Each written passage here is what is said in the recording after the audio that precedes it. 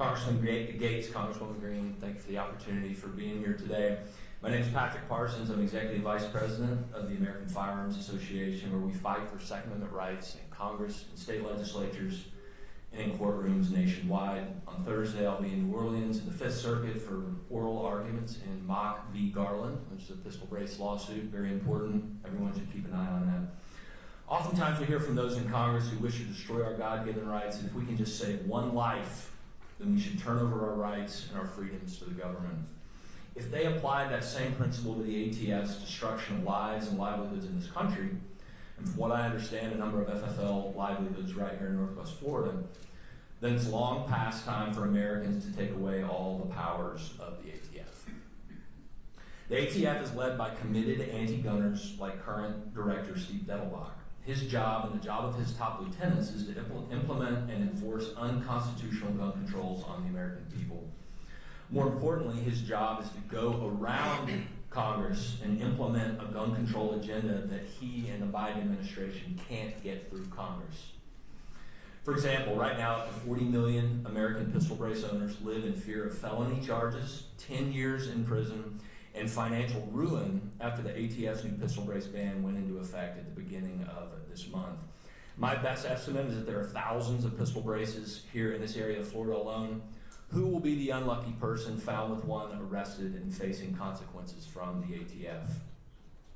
Left-wing, big city police chiefs and sheriffs are licking their chops, hoping these new ATF powers mean that when they catch someone with a pistol brace, they can report back to D.C. in hopes of being rewarded with millions in taxpayer dollars.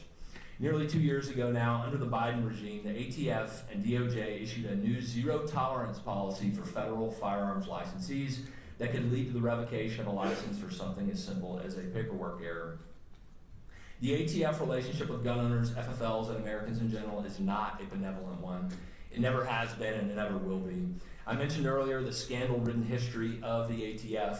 Decades ago, I believe it was back in the 70s, U.S. Senate hearings and investigations concluded that, quote, based upon these hearings, it is apparent the ATF enforcement tactics made possible by current federal firearms laws are constitutionally, legally, and practically reprehensible.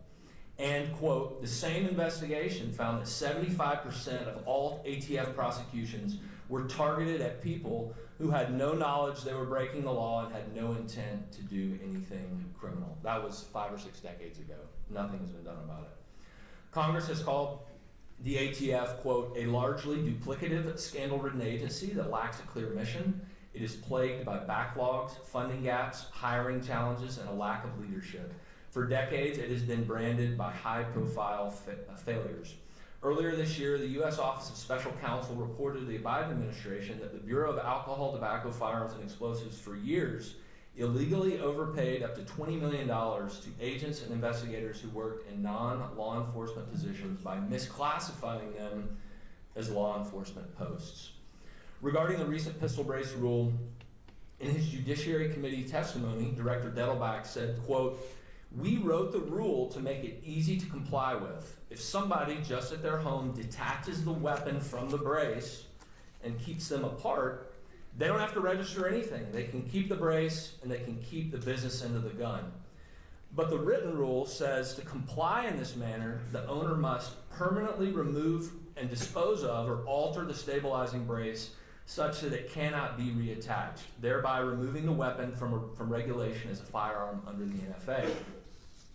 This inconsistency from Mr. Dettelbach, in my opinion, is a scandal. His unfamiliarity with his own regulatory policy will undoubtedly lead to confusion among tens of millions of pistol brace owners.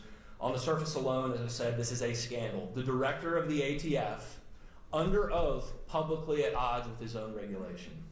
During that same hearing, Congressman Gaetz asked Dettelbach, quote, how many guns has the ATF lost? How many incidents should we look at that you have lost guns? An Inspector General report indicated that thousands of firearms parts, and ammunition have been stolen from the ATF. The ATF was advised on best practices, but they did not follow the recommendations.